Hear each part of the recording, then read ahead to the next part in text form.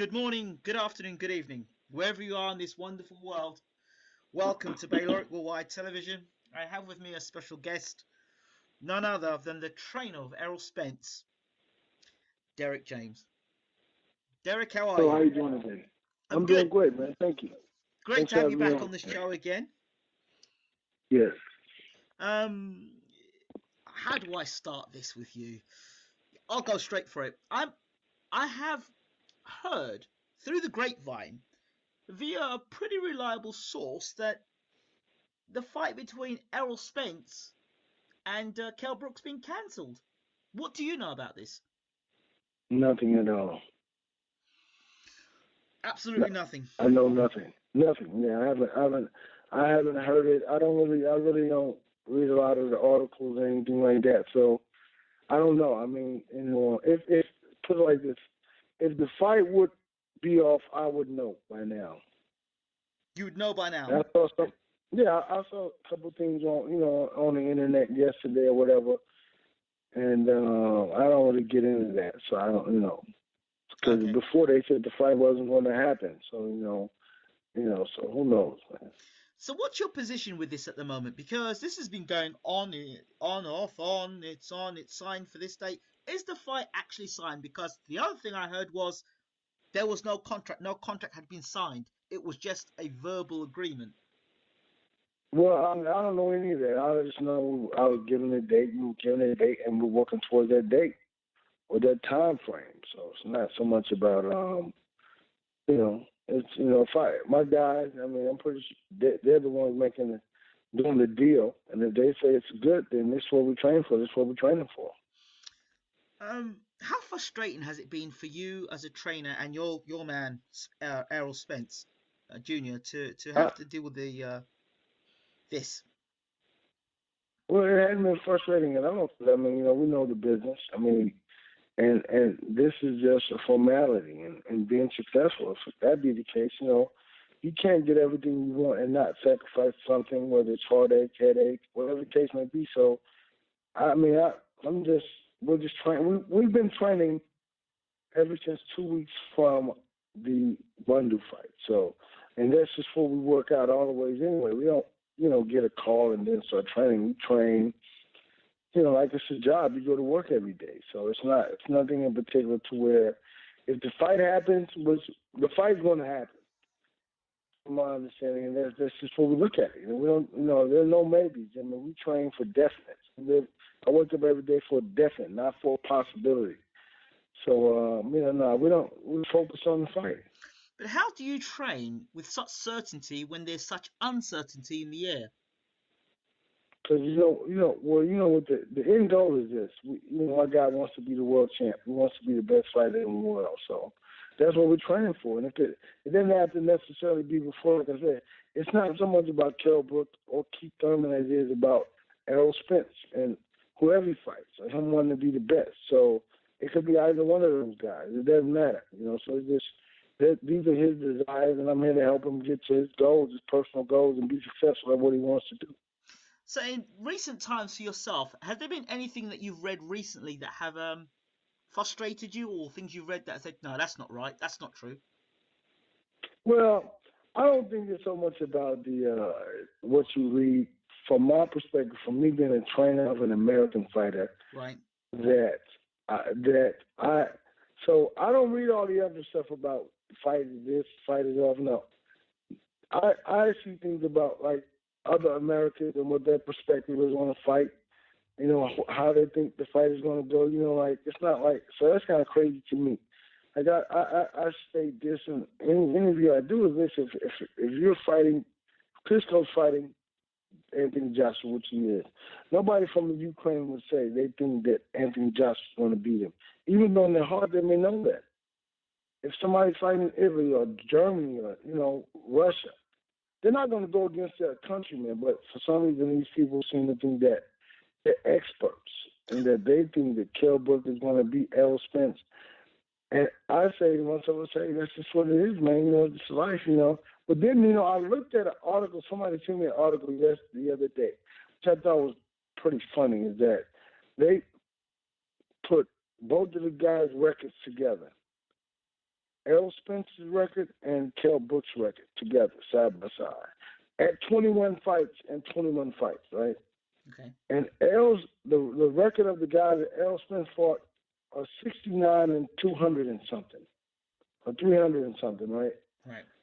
The record that the guys Kell Brook fought against were 800 and something losses with 400 or 2 or 3, 4, something like that, 100 wins. So at the same point, he's at this guy. This guy has not fought credible opposition. If Errol only had 69 losses with 300 some wins, and Kell Brook's opposition had 800 losses. So could you imagine at 21 fights, right? 21 is divided. 800 goes into 21 how many times? 4 times. So each one of his opponents had at least 40 losses. All right, the most losses Errol has faced an opponent, he had like 6 losses. Because you got 69 losses out of 21 fights. Think about that. So these guys don't even add up. And even after you look at his record, even after that, now when he fought Triple Bang, he's at 900 something losses from his opposition. So he's fought 12 more people, 13 more, and then think about how crazy that is, man. So has he really fought quality opposition? That's the question. The No, one, not at all.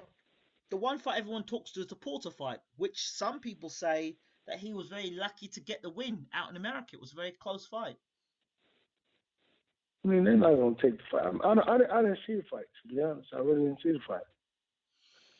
I haven't watched it, since that. So I don't even know. But I heard he held a lot, and so I mean, I don't know. I mean, I just think that they said it was a close fight. They said it could have won either way, but they said they think Kell Brook won the fight. Even Carson Jones said that he thinks that. Think about this.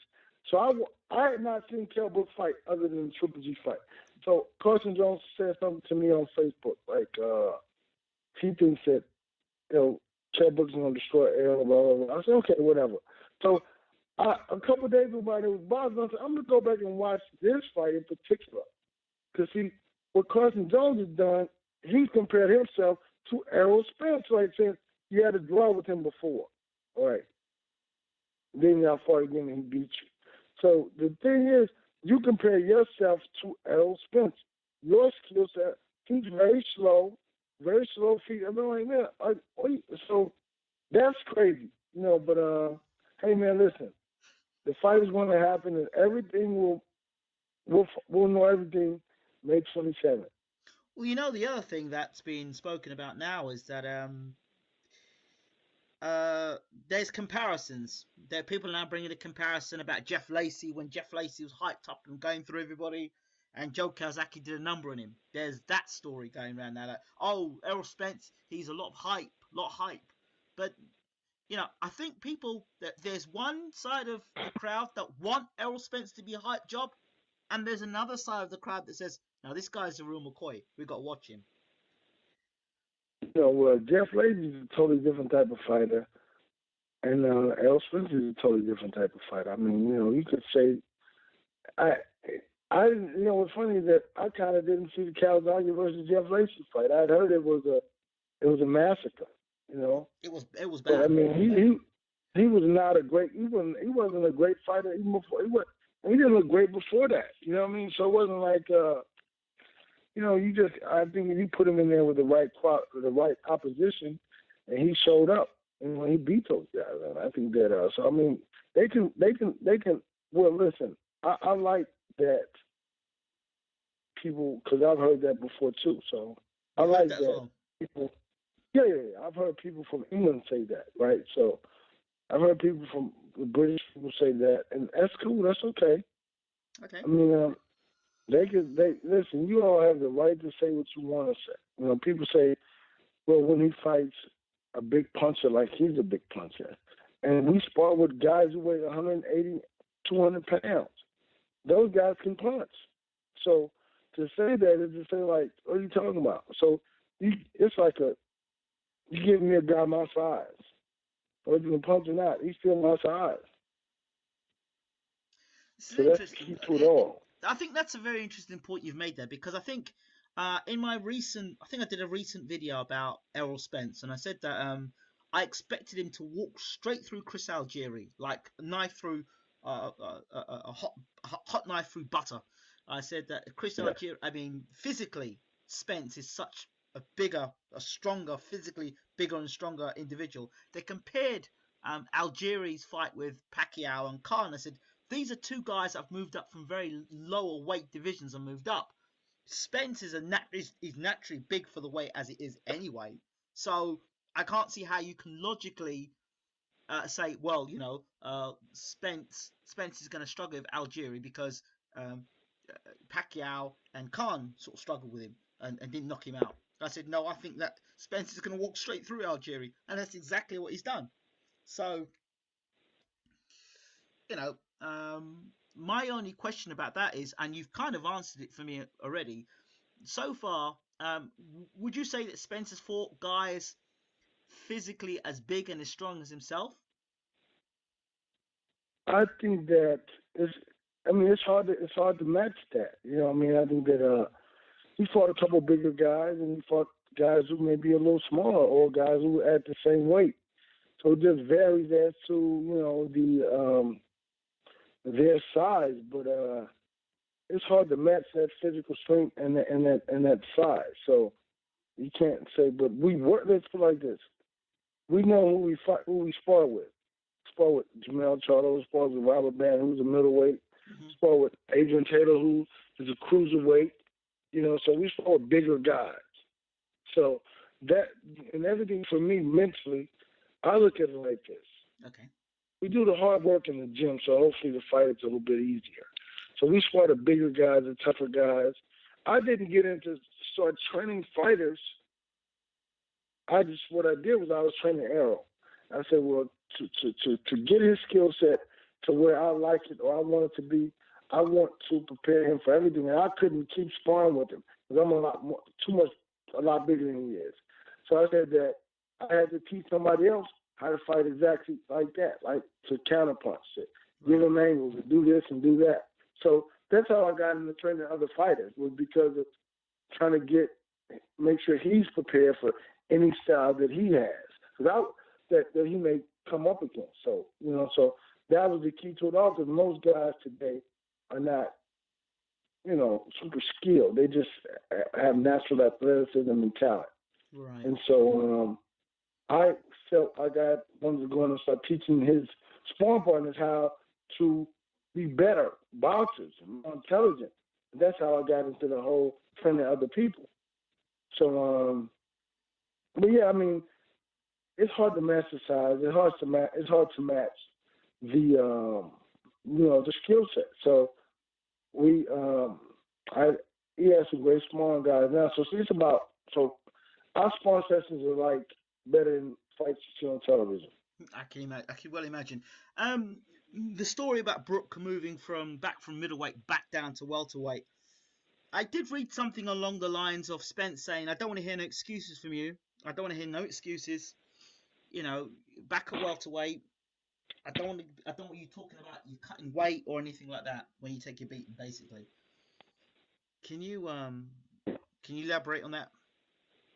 Well, I saw the video also. I don't know if I was there or not, but I'll say this: and when I boxed amateur, right? Yeah. I won the National Junior Olympics. Right. At heavyweight. But as I got older, I went back down to middleweight. So, and in between the weight fluctuations, whatever the case may be, listen, people lose weight, gain weight. It's all about living a life of a guy who wants to fight a particular weight. You cannot try to make a weight in the last 2 weeks or 3 weeks. You have to live your life like you want to be a 147 pound. And that means you have to make sacrifices, eat the right foods, hire a dietitian, whatever the case would be. He's a millionaire. He can listen. He can do it. So those are the things that you can't There are no excuses for this. You know what you want to do. You know what your goals are. You have enough money to fulfill your desires because you get a dietitian. You get somebody to cook for you. That's all you need. You continue to work hard. So I don't think that there are any issues that he should have about making the weight. I mean, if he struggles, that's his fault because he knew about what he wanted to do months ago. And if my job is to train and lose weight and work out, then why would I have an issue with my weight? Is he muscular? Yeah, I mean, he looks like it on the pictures on television, but I mean, nothing. He can lose the weight if he wants to. So there are no excuses, basically. No excuses whatsoever.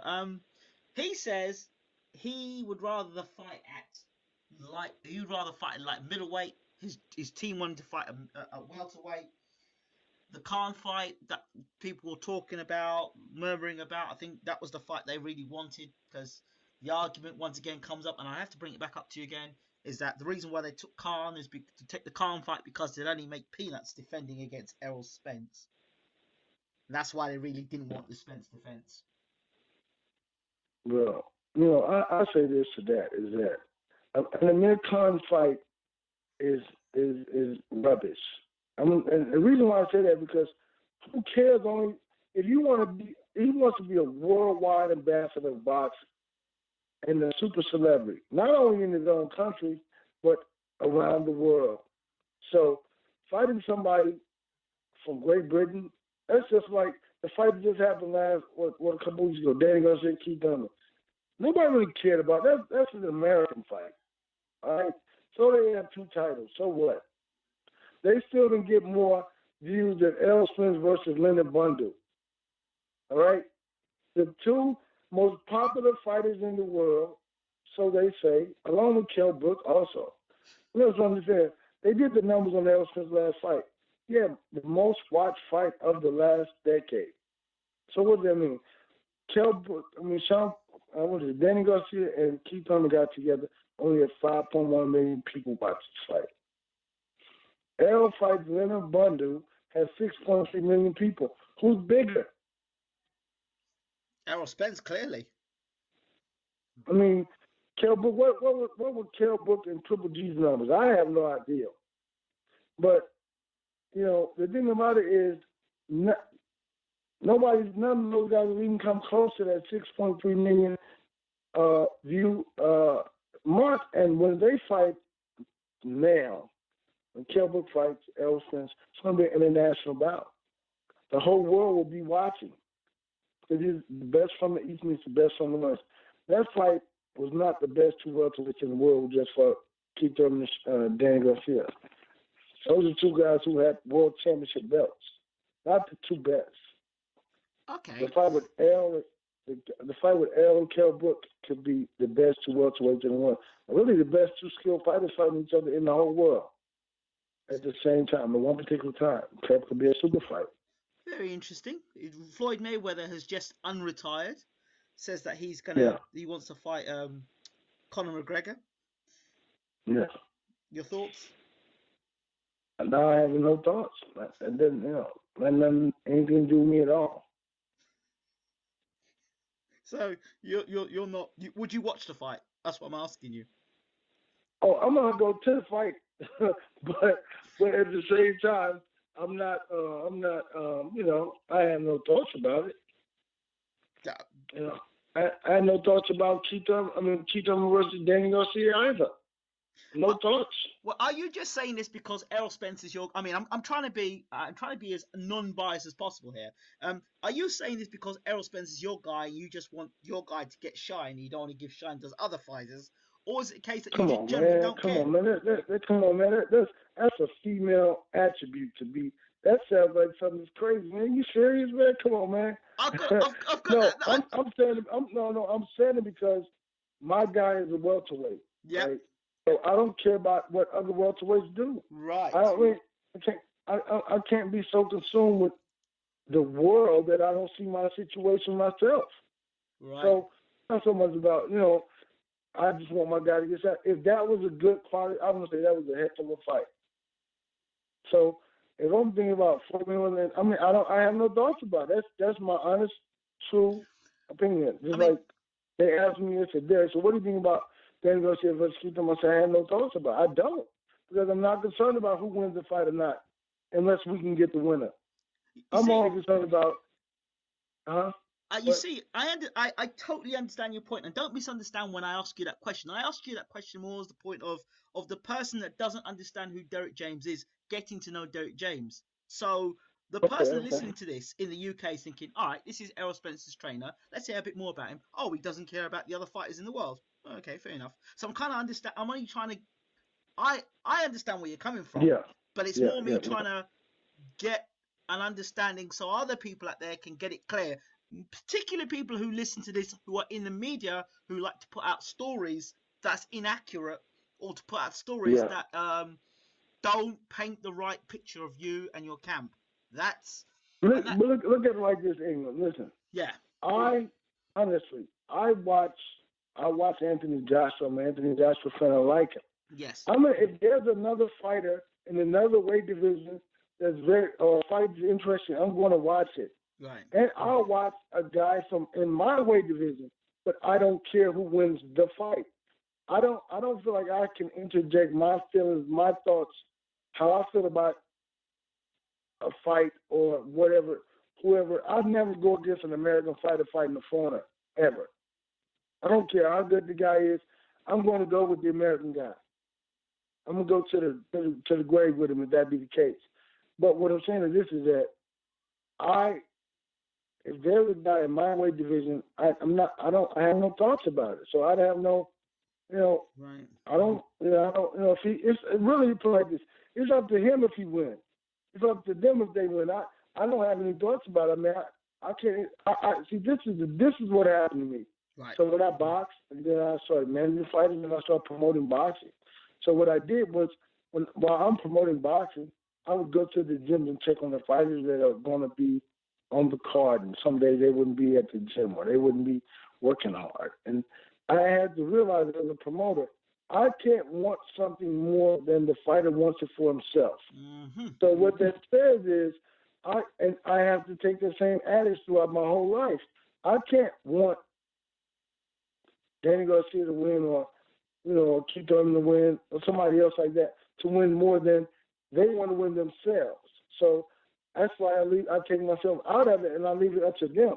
So I take my personal opinion, my personal thoughts out of it because I'm not in it.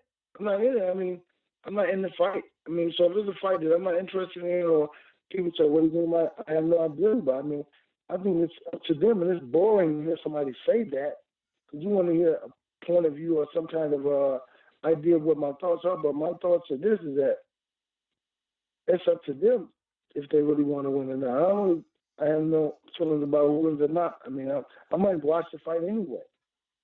Okay. Well, that makes it a lot clearer because people get. I understood where you're coming on straight away, but it's always good to bring clarity for those who don't understand or may get a misunderstanding or misrepresentation of whom you are. As you know, in the media, they're very good for that. So I want to talk a little bit more about the media because in between what you're saying here to me, you're saying to me that in the American media seem to be writing off Errol Spence's chances. Well, not the media, people on, like Americans on the internet, or, I think that people do that. They think they know more than what they actually know. Like I told a guy the other day, I said that if you look at Oscar De La Hoya, Sugar Leonard, Howard Davis, Freddie Roach, Teddy Atlas, Virgil Hunter, Abel Sanchez, all these guys say the same thing about this particular guy, Sugar Leonard, about this particular guy. So what you're saying is you never threw a punch before. You've never been in the ring. You have never even seen a boxing match live. But you're saying that you know more than all of the people who are considered to be experts. That's the question that I have to ask the people. Like, so you're saying you are sitting home in your, couch, or in your house on your leather couch, doing whatever, and you're saying that you know more about boxing than the people who boxed for 20 or 30 years, who've won Olympic gold medals, who became world champions, who trained world champions, and or who are great world-renowned commentators. Max Kellerman, Teddy Ellis. So you're saying you know more than these people. So that's the question I have to pose to them. Because, listen, I believe in staying in who I am. I am a boxing trainer. I have managed fighters before. I promoted boxing. But what is my role now? I'm a trainer. So I'm going to do what I do best. I'm not going to step outside and I would never give, I have friends who play professional football. I never give them suggestions about what they should do in football. That's an idiot, right? Other guys who play pro basketball, I'm not, man, you should do this. No, I'm not going to, listen, I know who I am. I know what I do, right? It's asinine to be, you can do what other professionals can do. You know more about a particular situation than other professionals do. That's just crazy. I know it's crazy. To me, that's kind of crazy. It is very crazy. Guys, think about it. These are professionals in England. They've done this for years. I mean, and I'm gonna tell a commentator, well, listen, man, if you pause and if you did this, you did that, it will come out a little easier, cleaner. Then this guy's like, dude, I've been doing this for 50 years. So I know who I am. I know what I do best, and I'm not going to step out of line and tell a professional athlete or somebody of that nature, if anybody, that what they should do. I don't even watch other people work out because what I feel about this guy has no. I mean, if I see a guy dropping it, I'm like, okay, that's just him doing that. I'm not going to tell the trainer, hey, listen, if you walk, I'm not that great that I think I can tell somebody else what to do with their guy.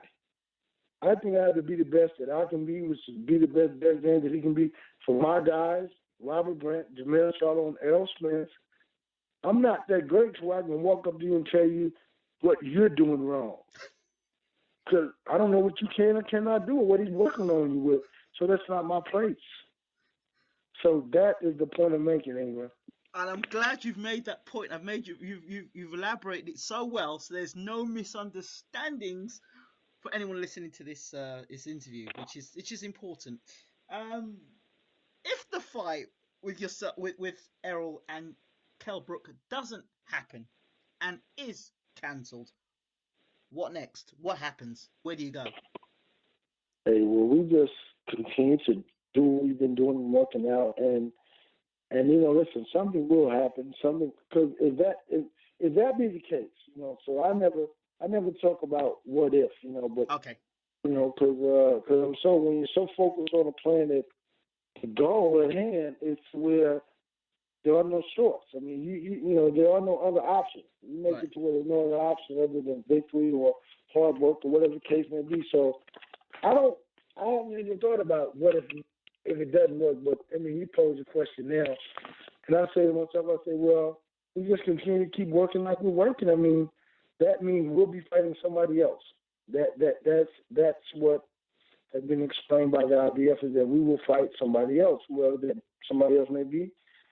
I mean, that's what we'd be fighting. So I mean, would that mean that Brook could get stripped of his title if he doesn't fight you guys? Is it that serious? Oh yeah, that's what I've heard. I've heard the IBF president say that. So he said that if he doesn't fight Errol Spence, that he will be stripped. Which I think that I saw something where he told Hearn, that his promoter, that he fought for the world title and he wants to fight and defend it. So that means that he is willing and ready to fight.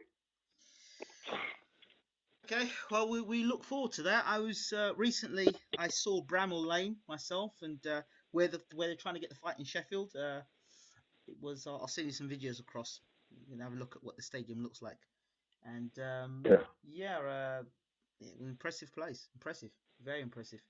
Be a great fight should it happen. But I believe next week. Where do you live? What city do you live in? I'm in Ireland at the moment, but I'm originally a Londoner. Okay. So you live in London. What part of London? North London. North London, like what section? Like Hackney. Okay. If you're a football person, it'd be Arsenal Football Club. Arsenal. Arsenal. I'm an Arsenal man. Yes. Oh, okay, all right. Well, okay, yeah, I know about the Arsenal. Yeah, we're not doing very well at the moment. Yeah, no, I think Francis Mpufa talks about you guys a lot. So. Yes, he does. He does. So you'll see Francis when you come to the UK, then. Yeah, I'm gonna see him when I come to the UK, man. He's gonna help me find the gym of training in London, and you know, come over and have a good time. I get to hang out with him and his family, and Well, listen, I love the European feel. I love Europe. I love I like the people there, So hey, it's good for me, man. So fighting over there is not a big issue because we've been there before. It's my third, fourth time coming over to England. It's not a big issue. It's not a big deal at all. I mean, we like the people, yep. even though the people would be very hostile, which is like, it's okay because they're not fighting. So, like, I heard Eddie Hearn say that there'll be issues with, you're going to have to deal with those crowds and those fans. They're not throwing punches at us. We're not getting hit by 34,000 people. It's only one guy throwing punches. That's it. They could say a whole lot of harsh stuff, and they could do a lot of stuff, right? But they're not fighting. Exactly. And I know that the British fans are very into their team sports because I remember in middle school I'm watching this soccer game, football game, and I'm watching it. And the team that lost burned down the stadium. I'm like, what the hell? So I've known the passion of the British fans for years. And, hey, listen, they could be so upset that they burned down the stadium, but hopefully we'll get out. They still won't change the result. Get out with the belts. That just means they're sore losers. I don't think they're going to burn down the arena. What did you say? I don't think they're going to burn down the arena, Derek. I think if anything, the one thing I will say about UK fight fans is if your guy can fight and your guy puts on a great heck of a fight and he wins or he loses, either way, he wins or loses. As long as he shows heart and he can fight, he'll always be welcome back on British soil. So, listen, we love that. He has, Errol has family over there. Yeah, you're telling me. In the UK, and like I have friends over there, and I like the British people, and I think that one thing about the British fans are like New York City, right? Because you all are very passionate about boxing, and you all know about boxing. Like you actually know boxing. Like you all have boxing shows. Like I've seen some show, and I can't. Maybe it was from the what's the name of the boxing network y'all have over there? It's called because y'all do pay-per-view fights on Box Nation or Sky Sports.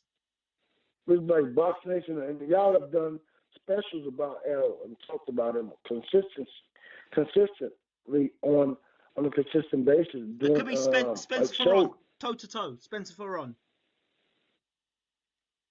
Yeah. And they've done shows about Errol.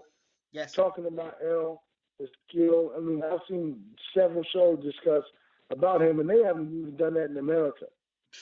So they haven't even.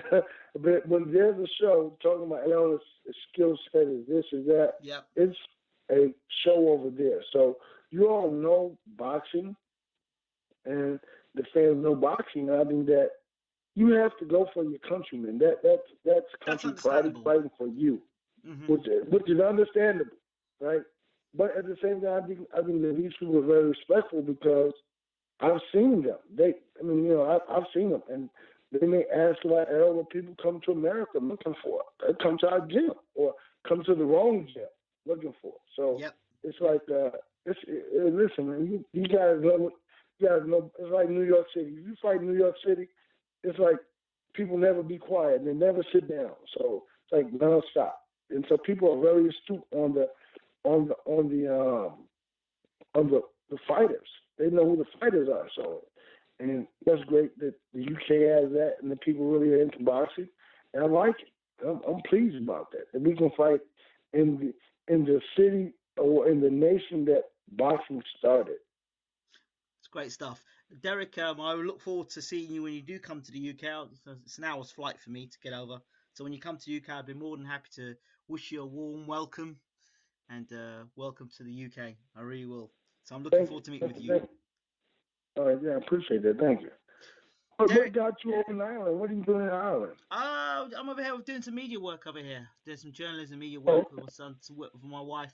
So we're over here doing work over here. So those enjoying it. British fans, those Irish fans, something else. Yeah, they love Hey, kickboxing too. They can fight as well. These Irish guys. damn.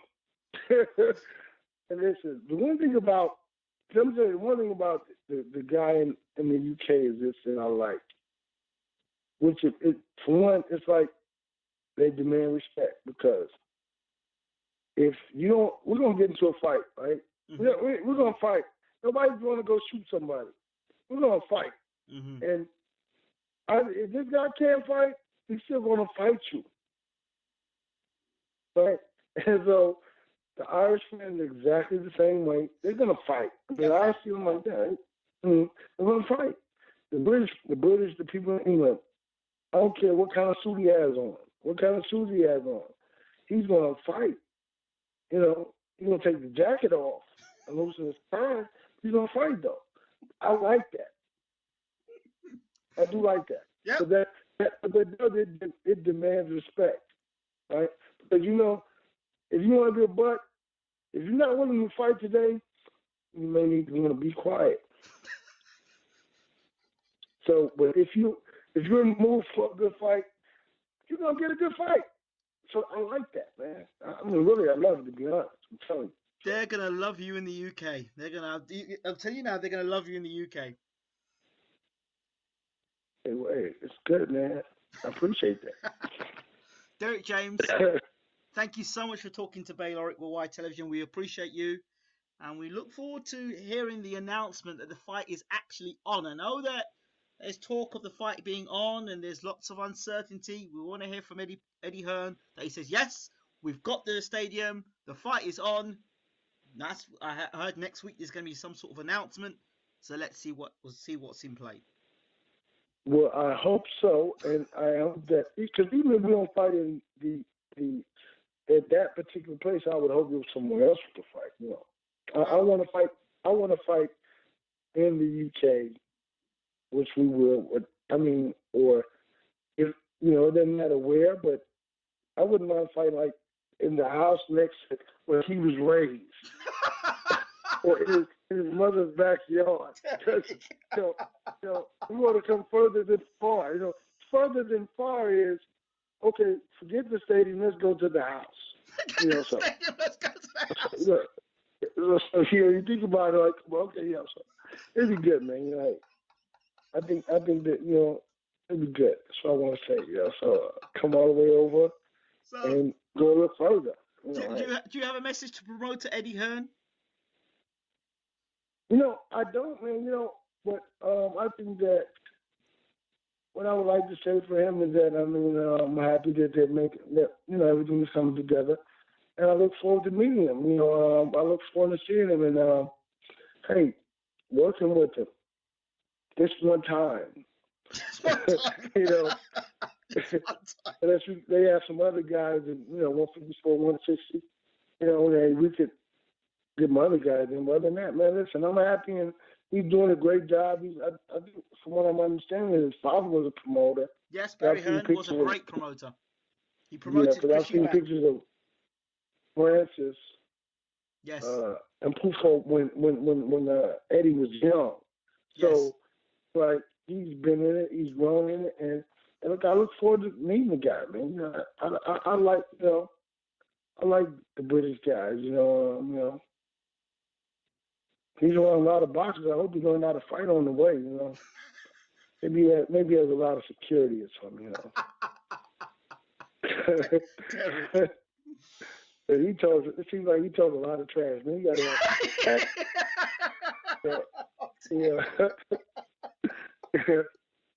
and he talks a lot of trash with not one guy wants to fight him, but a couple of them. So that's security. Man. Yeah. You go ahead, man. I'll talk to you, buddy. You're all the best. Speak to you soon. Take care. Good day, man. Yeah. subscribe button. It's Ingrid Jones from Bayloric TV. We're out. Take care.